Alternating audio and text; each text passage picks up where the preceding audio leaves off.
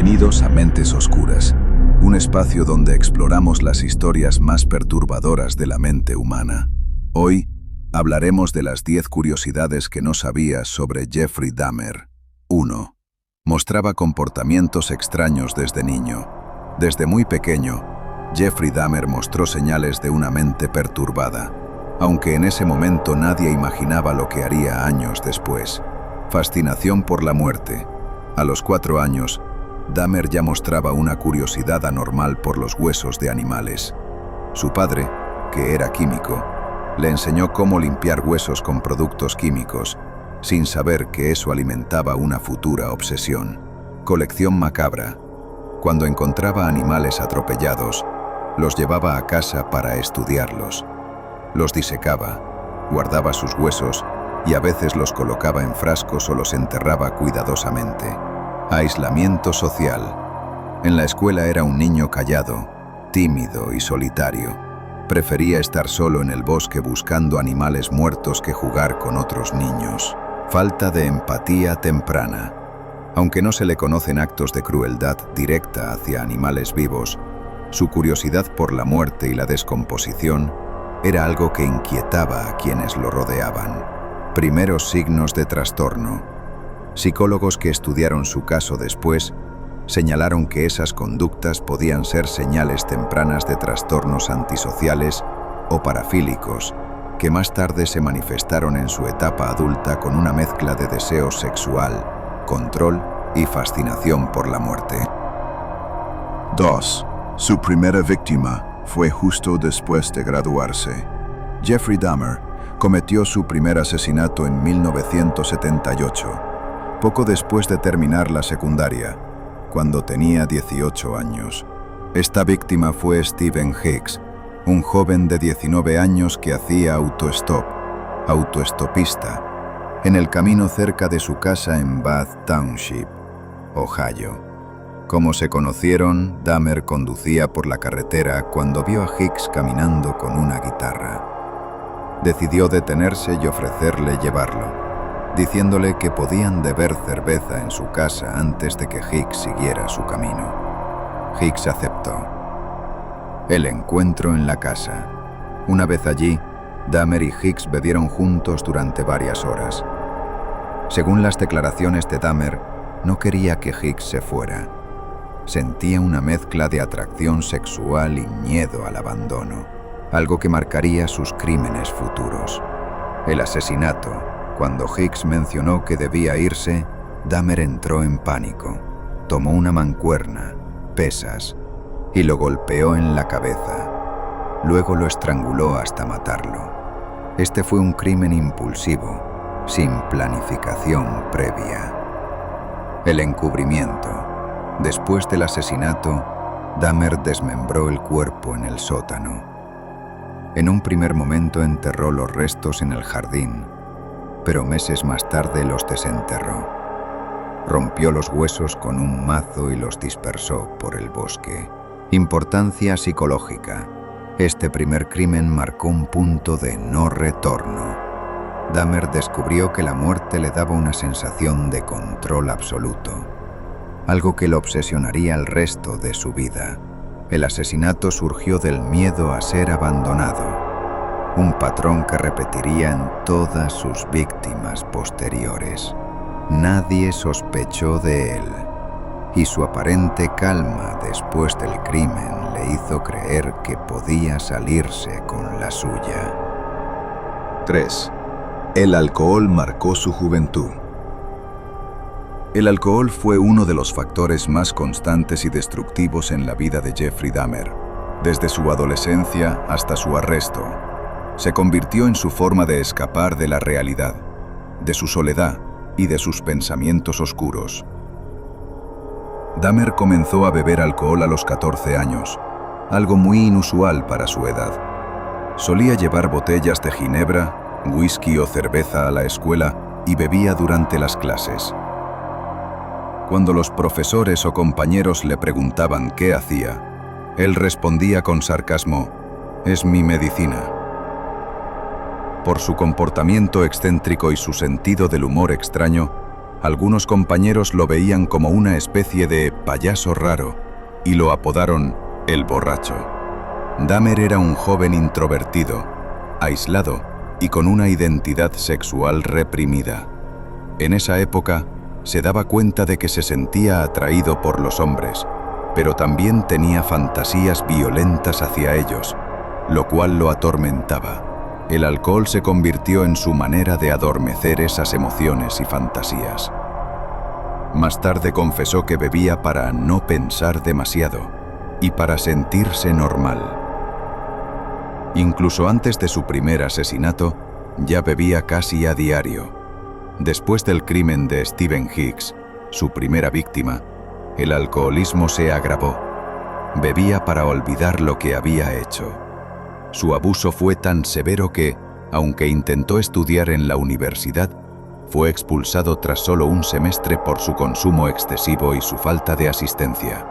Cuando se alistó en el ejército en 1979, los superiores notaron rápidamente su dependencia al alcohol y su rendimiento fue deteriorándose hasta que fue dado de baja en 1981.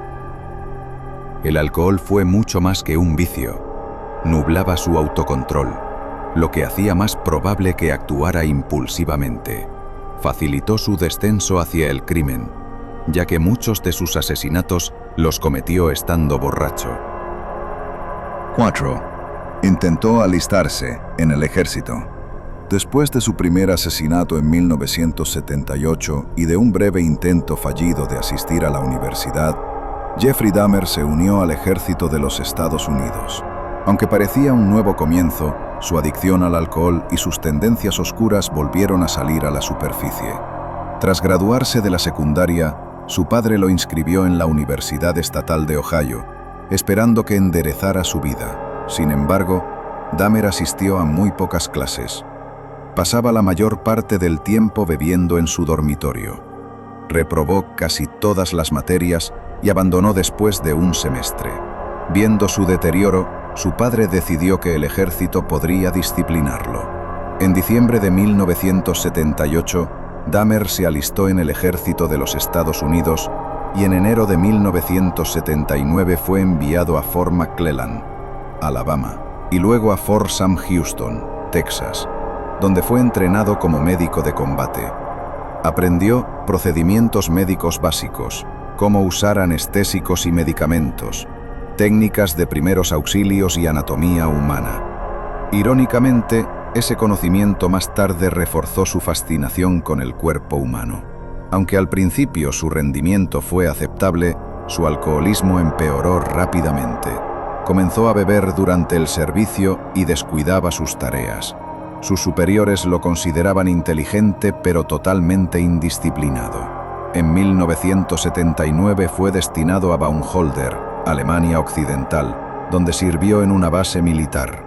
Fue allí donde se sospecha que abusó sexualmente de al menos 2 compañeros soldados mientras dormían, aunque las denuncias se hicieron públicas años después, tras su arresto.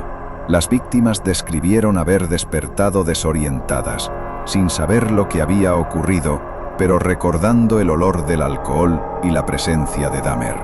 Su rendimiento cayó en picada. Dormía en horas de servicio, se ausentaba sin permiso, llegaba ebrio constantemente. En marzo de 1981 fue dado de baja honorablemente. 5. Fue arrestado varias veces antes de ser descubierto como criminal. Antes de que la policía descubriera sus crímenes en 1991, Jeffrey Dahmer ya había tenido varios encuentros con la ley.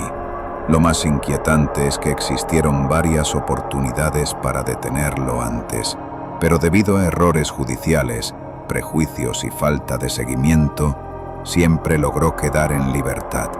Después de salir del ejército y regresar a Ohio, su comportamiento se volvió errático. En 1981, fue detenido por conducta desordenada bajo los efectos del alcohol. Recibió una multa y fue puesto en libertad condicional. Su padre decidió que se mudara con su abuela en West Allis, Wisconsin, con la esperanza de que ese entorno lo ayudara a estabilizarse. Aunque parecía haberse calmado, Dahmer continuaba mostrando comportamientos problemáticos. Durante ese tiempo, cometió robos menores. Llevaba personas a su casa sin consentimiento de su abuela. Usaba sustancias para intentar mantener el control sobre sus acompañantes. Fue durante esta etapa cuando retomó su actividad delictiva, aunque todavía no había sido descubierto. En 1986, fue arrestado por comportamiento inapropiado en un lugar público, tras un incidente en un parque de Milwaukee. Fue condenado a 1 año de libertad condicional y tratamiento psicológico. A pesar de sus antecedentes, no se investigó más a fondo su historial.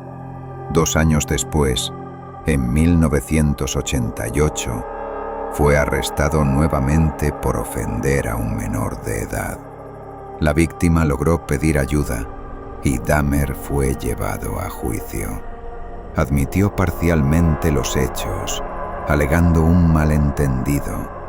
El juez consideró que no representaba un peligro y lo sentenció a 1 año de prisión con libertad condicional tras 10 meses y registro obligatorio como infractor. 6. Su apartamento en Milwaukee era una auténtica casa del horror. Cuando la policía finalmente atrapó a Jeffrey Dahmer el 22 de julio de 1991, lo que encontraron dentro de su apartamento fue tan espantoso que incluso los agentes más experimentados quedaron traumatizados. El lugar parecía un apartamento común por fuera, pero dentro era una escena de pesadilla. Dahmer vivía en el Oxford Apartments, en el número 213, ubicado en Milwaukee, Wisconsin.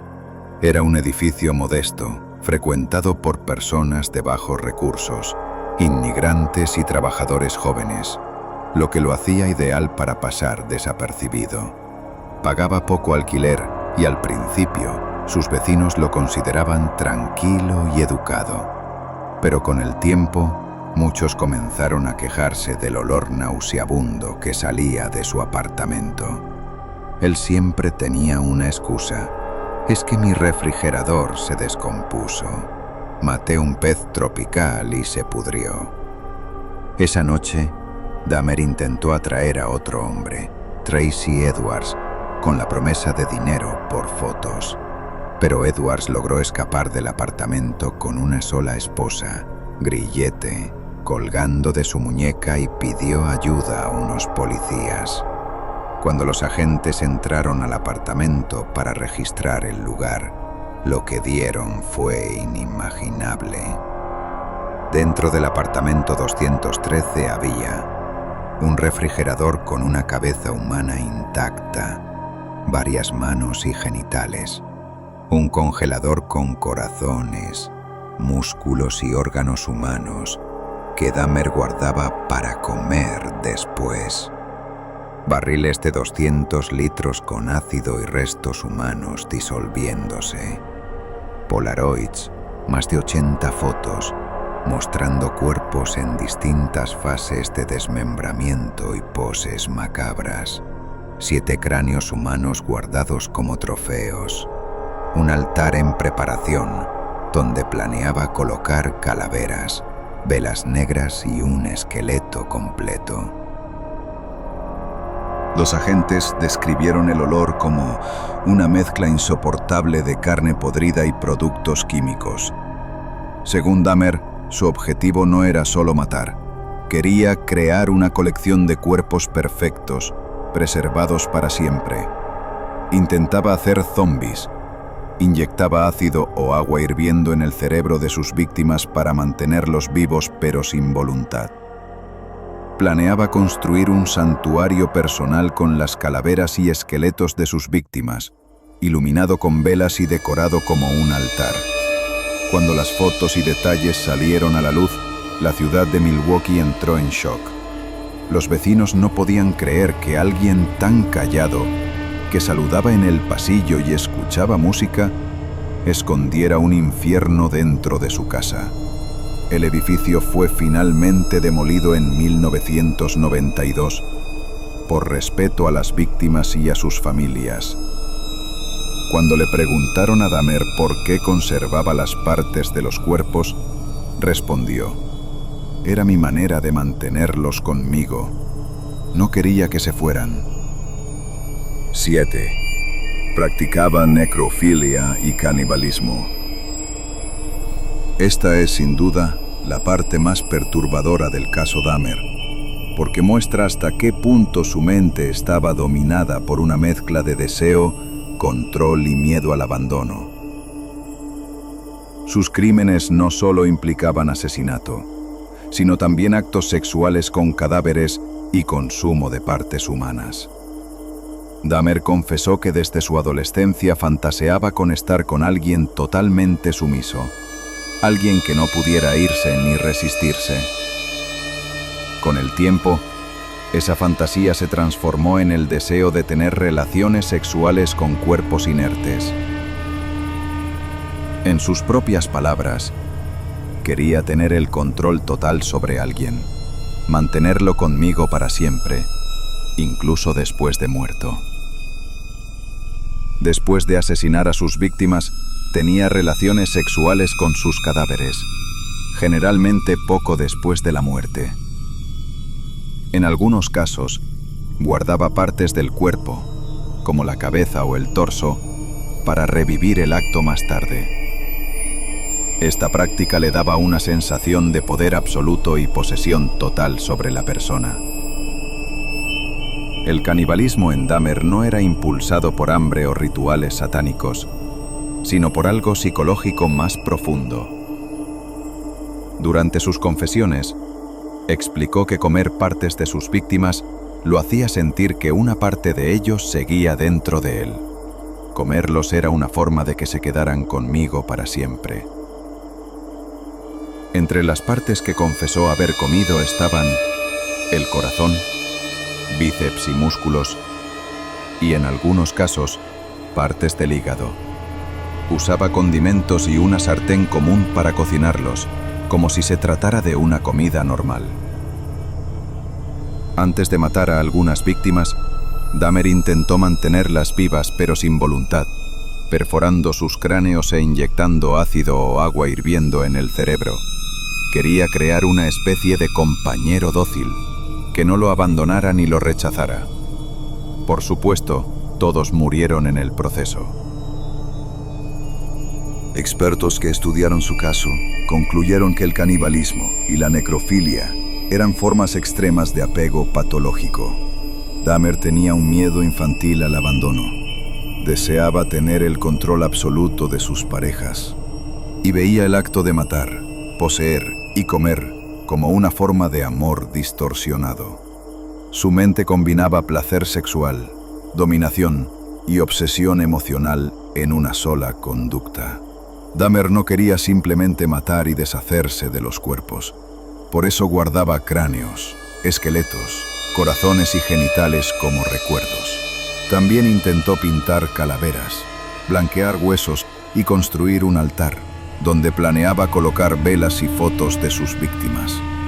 Frase real de Dahmer sobre el tema: sabía que estaba mal, pero era la única forma en que podía sentir que alguien realmente era mío. 8. Cooperó con la policía después de su captura. Tras su arresto en julio de 1991, Jeffrey Dahmer no intentó negar nada. De hecho, fue sorprendentemente tranquilo, educado y cooperativo durante los interrogatorios. Confesó todos sus crímenes con detalle, incluyendo los asesinatos, la necrofilia y el canibalismo.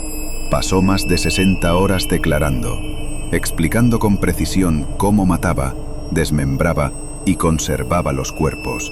Dijo que no mataba por odio, sino porque no quería que las personas se fueran de su lado. Los agentes que lo interrogaron quedaron impactados por su frialdad y lucidez. Hablaba como si relatara tareas cotidianas. También ayudó a identificar a sus víctimas gracias a las fotografías que guardaba. Su colaboración permitió cerrar muchos casos y confirmar la identidad de los desaparecidos. 9. Se convirtió al cristianismo en prisión. Durante su tiempo en prisión, Jeffrey Dahmer afirmó haber encontrado la fe. En 1994, mientras cumplía su cadena perpetua, fue bautizado por un pastor en la cárcel de Columbia, Wisconsin. Leía la Biblia diariamente y asistía a estudios religiosos. Decía sentirse arrepentido y que creía haber sido perdonado por Dios. Su conversión generó mucha polémica. Algunos pensaban que era sincera. Otros creían que era una forma de buscar redención o atención. Incluso en entrevistas, Dahmer habló con tono tranquilo sobre su fe, diciendo: «Sé que lo que hice fue terrible. Si no creo que hay un Dios que perdona, no tengo esperanza». 10. Murió asesinado en prisión. El 28 de noviembre de 1994, Jeffrey Dahmer fue asesinado en la cárcel de Columbia Correctional Institution, en Wisconsin. Mientras realizaba tareas de limpieza junto a otros 2 presos, uno de ellos, Christopher Scarver, un recluso con antecedentes de violencia, lo atacó con una barra de metal del gimnasio. Dahmer murió a los pocos minutos por traumatismo craneal. Scarver más tarde dijo que Dahmer se burlaba de otros presos, moldeando su comida en forma de partes humanas, lo que despertó odio hacia él. Así terminó la vida del llamado caníbal de Milwaukee, a los 34 años. La historia de Jeffrey Dahmer es una de las más perturbadoras y tristes del siglo XX. No solo muestra la capacidad del ser humano para el horror, sino también la fragilidad de los sistemas que fallaron en detenerlo a tiempo. Más allá del morbo o el terror, su caso invita a reflexionar sobre la importancia de la empatía, la salud mental y la prevención temprana. Porque si las señales que Dahmer mostró desde su infancia hubiesen sido comprendidas y tratadas, quizás muchas vidas se habrían salvado. Si te gustan este tipo de historias reales, donde la mente humana se convierte en el escenario más aterrador, dale like, suscríbete y activa la campanita para no perderte ninguno de nuestros próximos episodios. Nos vemos en la próxima entrega. Gracias por ver Mentes Oscuras.